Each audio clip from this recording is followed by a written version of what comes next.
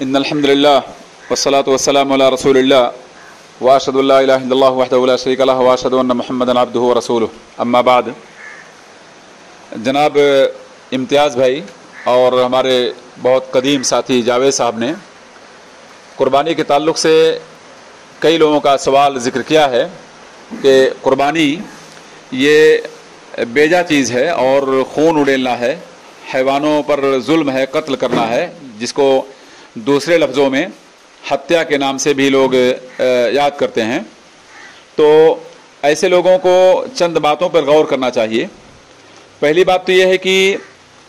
اسلام یہ دین رحمت ہے، اور اللہ رب العالمین نے اپنے ناموں میں رحمان اور رحیم کو منتخب کیا ہے، جن دونوں ناموں کا مطلب یہ ہوا کہ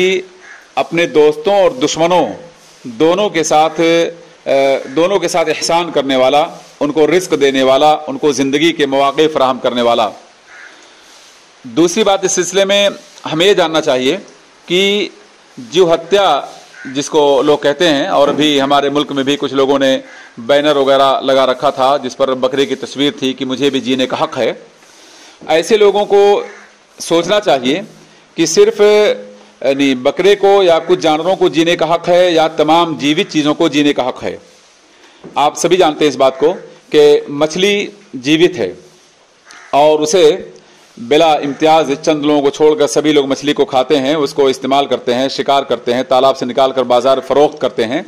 تو ایک مچھلی کا معاملہ ہوا۔ پھر سائنسی تحقیقات کے مطابق جتنی بھی سبزیاں ہیں، پیڑ پودے ہیں، ان تمام چیزوں میں زندگی ہے، اور زندگی ہونے کا مطلب ہے ان میں گروتھ کی، بڑھنے کی طاقت ہے اور صلاحیت ہے، لہذا سائنس کے ماننے کے مطابق ان میں بھی زندگی ہے۔ تو ان چیزوں کو توڑنا یا انہیں کاٹنا، یہ چیزیں بھی شاید ہتیا میں شامل ہوں گی ان لوگوں کے قول کے مطابق جو لوگ جیوت چیزوں کو استعمال کرنے کو غلط قرار دیتے ہوں۔ ہمیں اسلام کے بارے میں چند باتیں بنیادی طور پہ سوچنے کی ضرورت ہے۔ پہلی بات تو یہ ہے کہ اللہ رب العالمین نے قربانی کے سلسلے میں صاف طور پہ اعلان کر دیا، وَلِكُلِّ أُمَّةٍ جَعَلْنَا مَنْسَكًا لِيَذْكُرُوا اسْمَ اللَّهِ، ہم نے ہر امت کے لیے قربانی کے طریقے رائج کیے ہیں تاکہ وہ اللہ رب العالمین کے نام کا ذکر کریں، یعنی بول بالا اللہ رب العالمین کا ہو، تکبیر اللہ رب العالمین کی ہو، عظمت اور کبریائی اللہ رب العالمین کی جائے۔ انسانوں کو یہ محسوس ہونا چاہیے کہ وہ عظمت کے مالک نہیں ہیں، کبریائی کے مالک نہیں ہیں، لہذا کسی پر ظلم نہ کریں، انصاف کا معاملہ کریں۔ صاف طور پہ آیت کریمہ کا پیغام ہے۔ اور دوسری بات یہ ہے کہ ہر امت میں اللہ رب العالمین نے قربانی کے طریقے رکھے تھے۔ اگر آپ ہندوستان کی قدیم تاریخ کا جائزہ لیں تو رگ وید میں اور دیگر مذہبی کتابوں میں قربانی کا ذکر ہے، اور ان کے بڑے رہنما، ہمارے ملک کے ہندوؤں کے بڑے رہنما بھی، شکار ان کے لیے فخر کی بات تھی، ان کے لیے قربانی بڑے اعزاز کی بات تھی۔ تو یہ مسلمانوں کے لیے نئی بات نہیں ہے قربانی، یہودیوں کے ہاں قربانی کا ذکر ہے، عیسائیوں کے ہاں قربانی کا ذکر ہے، ہندوؤں کے ہاں قدیم تاریخ میں قربانی کا ذکر ہے۔ بہرصورت اسلام نے قربانی کے سلسلے میں جن باتوں کو مد نظر رکھا، اگر ہم ان باتوں پہ غور کریں تو یقیناً اس اعتراض کا ہمیں جواب مل جائے گا، اور شاید کوئی انسان یہ بات محسوس کرے کہ قربانی کرنا ظلم ہے۔ پہلی بات تو اس سلسلے میں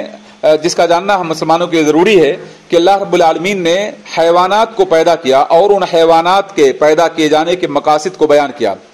اللہ نے کہا والخیل والبغال والحمیر لترکبوها وزینہ ویخلق ما لا تعلمون، اللہ رب العالمین نے خچر کو پیدا کیا، گدھے کو پیدا کیا اور دیگر جانوروں کو پیدا کیا تاکہ تم ان پر سواری کر سکو اور تمہاری زینت کا سامان ہی ہے۔ تو معلوم یہ ہوا کہ ان حیوانات کی پیدائش کا بنیادی مقصد انسانی زندگی کو آسان بنانا ہے، چاہے وہ سواری کے تعلق سے ہو، سامان کے ادھر ادھر نقل و حرکت کے تعلق سے ہو، یا پھر انسانی غذا کے تعلق سے ہو، بیوپار کے تعلق سے ہو، بزنس کے تعلق سے ہو، یہ تمام ان حیوانات کی پیدائش کا اللہ نے مقصد قرار دیا۔ ان حیوانات پر اللہ رب العالمین نے یہ بات بھی بیان کیا کہ یہ ان حیوانات میں بعض لوگ تمہارے لیے سردیوں میں بچنے کا کپڑا فراہم کرتے ہیں، لکم فیہا दिफ़उ व मनाफ़ि कुरान ने कहा है, जिसका मतलब ये हुआ इन हैवानात में तुम्हारे लिए गर्मी हासिल करने की चीज है और नफा की बहुत सारी शक्लें अल्लाह रब्बुल आलमीन इनमें पैदा किया है। तो पता है चला इन हैवानात में अल्लाह रब्बुल आलमीन नफा की बहुत सारी शक्लें पैदा की हैं। हमें उन शक्लों को पहचान कर उनके मुताबिक अमल करने की कोशिश करनी चाहिए। आइए जरा मैं कुर्बानी के ताल्लुक से कुछ बातें आपसे अर्ज करूं कि कुर्बानी के सिलसिले में इस्लामी जो तालीमात हैं, उन तालीमात को अगर मद्देनजर रखा जाए तो अल्लाह रब्बुल आलमीन ने नबी सल्लल्लाहु अलैहि वसल्लम को हुक्म दिया कि अल्लाह ने एहसान को तमाम चीज़ों पर फ़र्ज करार दिया है, यहाँ तक कि ज़बह करने में भी, कुर्बानी करने में भी अल्लाह रब्बुल आलमीन ने एहसान को फ़र्ज करार दिया है और उसकी शक्लों की तायीन किया है कि इंसान जानवर के सामने छुरी को तेज़ न करे, मुर्दार छुरी से किसी जानवर को दबाह ना करे, एक जानवर को दूसरे जानवर के सामने दबाह ना करे और जानवर के सामने दबाह के वाक़े को या किस्से को बयान न किया जाए। ये तमाम की तमाम चीज़ें इस्लाम ने बयान किया है। पता है चला कि अगर तेज़ छुरी से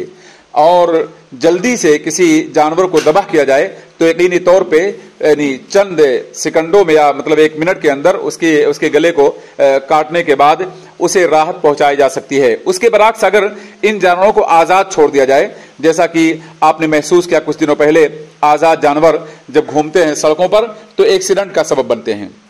वो अगर कहीं मर गए तो ताफुन पैदा होता है, ताफुन पैदा होने के नतीजे में सोसाइटी गंदी होती है, आबो हवा में ताफुन पैदा होता है, जिसके नतीजे बीमारियां और वबाएं फैलती हैं। और ये भी आप जानते हैं कि फसलों की तबाही मुस्तजाद है। उसके अलावा उन जानवरों का कौन निगहबान होगा? बहुत से लोग रोजगार से कट जाते हैं। बहुत सारी बातें आपने मीडिया के हवाले सुना होगा, मैं उस तफसीर में नहीं जाना चाहता। मैं सिर्फ इख्तिसार के साथ बताना चाहता हूं कि इन जानवरों के बारे में अगर इस्लामी तालीमात पर गौर किया जाए तो अल्लाह के रसूल सल्लल्लाहु अलैहि वसल्लम ने इन्हीं जानवरों के बारे में साफ वसीयत की है कि इन चौपायों के बारे में, बेजुबान जानवरों के बारे में तुम अल्लाह रब्बुल आलमीन का तकवा इख्तियार करो। और आपने ये वसीयत ऐसे मौके पर किया था जब एक ऊंट पर उसके मालिक ने जरूरत से ज्यादा बोझ डाल रखा था तो नबी सल्लल्लाहु अलैहि वसल्लम सख्त बरहम हुए और बरहमी में आपने कहा था कि तुम इन जानवरों पर रहम करो, इनके सिलसिले में तुमसे अल्लाह रब्बुल आलमीन सवाल करेगा। और जिस शख्स के पास भी जानवर हो उसे चाहिए कि उस जानवर के साथ हुस्न सलूक करे। आप ये भी जानते होंगे कि अल्लाह के रसूल सल्लल्लाहु अलैहि वसल्लम के ज़माने में एक सहाबी ने एक चिड़िए के बच्चे को घोंसले से निकाल लिया और चिड़िया वहां पर फुदक रही थी, चीख रही थी, आवाज निकाल रही थी। तो अल्लाह के रसूल सल्लल्लाहु अलैहि वसल्लम ने साफ ऐलान किया कि इस परिंदे को किस शख्स ने परेशानी में डाल रखा है और फिर आपने हुक्म दिया कि इस परिंदे को के बच्चे को घोंसले में वापस किया जाए। जरा आप गौर कीजिए, परिंदे के बच्चे को घोंसले में वापस करने वाले नबी क्या नौज़ुबिल्लाह हैवानों पर जुल्म करने की तलकीन कर सकते हैं? आइए जरा जाहिलियत के ज़माने में इन हैवानों के साथ क्या सलूक था उस पर भी एक नज़र डाल ली जाए। आप जानते हैं कि बहुत सारे कौमों में इन जिंदा जानवरों को निशाने के तौर पे लोग रखकर तीरंदाजी सीखते थे। इस्लाम ने साफ तौर पे किसी जानदार चीज को निशाना बनाने से मना कर दिया और अल्लाह के रसूल सल्लल्लाहु अलैहि वसल्लम ने साफ तौर पे ये भी ऐलान किया कि जाहिलियत में तरीका ये था कि जो दुम्बे होते थे, ऊंट होते थे, जिनके कोहान पे गोश्त के हिस्से ज्यादा लटकते थे, लोग उन्हें जिंदा जानवरों से काट कर खाते थे। इस्लाम ने उन जानवरों पर रहम किया और ऐलान कर दिया कि मा कुतिया मिनल बहीमा वहिया हय्या फहिया मय्यित, जिंदा जानवरों के किसी हिस्से को काट कर खाने की कोशिश करना मुर्दार खाने की कोशिश है, हराम खाने की कोशिश है और ऐसे अमल को इस्लाम ने जुल्म से ताबीर किया है। आप जरा गौर कीजिए, इस्लाम ने इंसानियत की हिफाजत की और इंसानियत को तकलीफ पहुंचाने की जो चीजें हो सकती हैं उन्हें कत्ल करने का हुक्म दिया, लेकिन उनको कत्ल करने में भी उन्हें अदियत पहुंचाने से मना किया है। यानी आप अल्लाह के रसूल सल्लल्लाहु अलैहि वसल्लम ने कहा चूहिया ये नुकसानदेह है, उसे कत्ल किया जाए, कौवा नुकसानदेह उसे कत्ल किया जाए, सांप और बिच्छू नुकसानदेह उन्हें कत्ल किया जाए। तो ये नुकसानदेह चीजें जो इंसानों को नुकसान पहुंचाती उन्हें कत्ल करने का हुक्म दिया। बाकी वो कीड़े मकोड़े, परिंदे या और रुए जमीन की बहुत सारी मखलूकात जिनसे इंसानियत को नुकसान नहीं है, उन तमाम चीजों के बारे में इस्लाम की साफ तालीमातें हैं कि उन तमाम चीजों को कत्ल करना सख्त जुर्म है। और अगर कोई इंसान उन चीज़ों को कत्ल इसलिए करता ताकि अपना निशाना बनाए या मसलन वो इंसान उसका शौकीन हो, तो ऐसे तमाम इंसानों को इस्लाम ने जालिम करार दिया। आइए जरा इस सिलसिले में अल्लाह के रसूल सल्लल्लाहु अलैहि वसल्लम की कुछ तालीमात पर और नजर डाली जाए। अल्लाह के रसूल सल्लल्लाहु अलैहि वसल्लम ने साफ तौर पे मेढक को कत्ल करने से मना किया, बल्कि एक डॉक्टर ने इलाज के तौर पर मेढक को कत्ल करने की इजाजत चाही तो आपने उसे मना कर दिया। ऐसे लोग जो बकरों को कुर्बानी के मौके पर ज़बह करने का इतराज करते हैं, उन्हें सोचना चाहिए कि आज मेडिकल साइंस से मेढक को कितने बड़े पैमाने पर उसे खरीद कर उसका ऑपरेशन करने के बाद प्रैक्टिस करती है, तजुर्बा करती है, और तजुर्बे की रोशनी में कितने मेढक ज़ाय होते हैं। बहरसूरत पता है चला कि इंसानी ज़रूरियात के तईं और इंसानी हाजात के तईं अगर इन चीज़ों को इस्तेमाल करने की ज़रूरत हो और वो इस्तेमाल फ़ायदा हो तो इस्लाम ने फ़ायदे के तईं उन चीज़ों को इस्तेमाल करने की इजाज़त दी है, लेकिन उस इस्तेमाल में कहीं से भी अदियत पहुंचाने का तस्वुर ना हो, बल्कि बहुत जल्दी के साथ उसे ख़त्म कर दिया जाए। ये इस्लाम की तालीमात का मफाद है। ज़रा आप गौर कीजिए, इस्लाम ने इंसानियत की हिफाजत पे कितना ज़्यादा जोर दिया है। मैंने इससे पहले ऑडियो में बताया था कि किसी इंसान को खौफज़दा करना, किसी इंसान पर असलहे उठाना, किसी इंसान की जानिब तीर को मुतवज्जे करना, लाठी उठाना, डंडे उठाना सिर्फ तफरीह के लिए, मैं नहीं कहता कि उसको मारने के लिए, सिर्फ तफरीह के लिए और मदाक के लिए भी इस्लाम ने हराम करार दिया है। इस सिलसिले में मेरी ऑडियो जिन लोगों ने सुना होगा उन्हें पता होगा कि अल्लाह के रसूल सल्लल्लाहु अलैहि वसल्लम ने कहा, लैसा मिन्ना मन हमल सिलाह अलैना, हम में से वो शख्स नहीं है जो हम पर हथियार उठाए।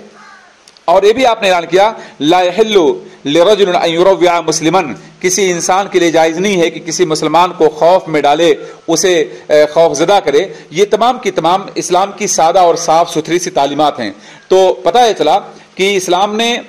इंसानी ज़रूरत के लिए, अल्लाह की बंदगी के लिए, ताकि इंसान का गुरूर इंसान के खिलाफ ना हो, जुल्म ज़ाती का बाजार ख़त्म हो जाए, इन तमाम चीज़ों के लिए अल्लाह रब्बुल आलमीन ने कुर्बानी के चंद दिन मुतय्यन किए हैं। और उन चंद दिनों में इन जानवरों पर अल्लाह रब्बुल आलमीन के नाम को जिक्र किया जाना जायज़ और मशरू करार दिया है। तो इस बयान से पता चला कि इस्लाम का बुनियादी मकसद कतई तौर पे खून रेज़ी नहीं, खून उड़ेलना नहीं है, बल्कि इन जानवरों को कुर्बानी करके अल्लाह रब्बुल आलमीन का तकवा इख्तियार करना है, अपने अंदर परहेजगारी पैदा करना है, अपने नफ्स को तोड़ना है और कुचलना अपने ख्वाहिशात को, और उसी के साथ साथ गरीबों की, मिस्कीनों की, दोस्तों की खबरगिरी करना है,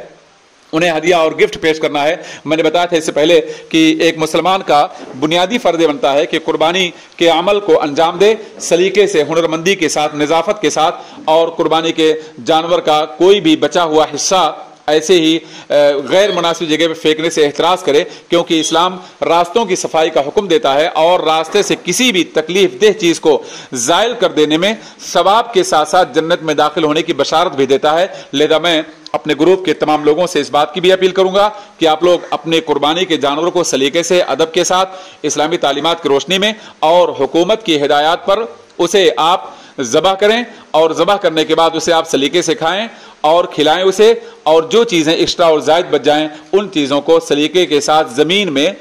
दफनाने की कोशिश करें, ताकि ना आप उससे मुताफिन हो और ना कोई दूसरा इंसान उसके बदबू से परेशान हो या उसको अदियत पहुँचे, क्योंकि इस्लाम ने अदियत और तकलीफ पहुँचाने को हराम करार दिया है। अल्लाह ताला से दुआ है कि अल्लाह ताला हम सबको नेकियों पर अमल करने की तौफीक दे, और अल्लाह ताला हमारी शर और बुराइयों से अल्लाह हमारी हिफाजत करे। अल्लाह रब्बुल आलमीन अपने दीन को हमें समझने की तौफीक दे। अस्सलामु अलैकुम रहमतुल्लाहि व बरकातुहू।